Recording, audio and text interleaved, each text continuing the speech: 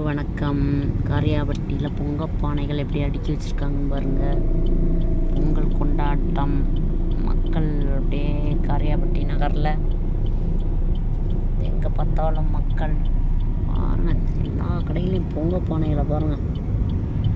பொங்கல் சீர் கொடுக்க தலைப்பொங்கலுக்கு கரும்பு கட்டுக்கள்.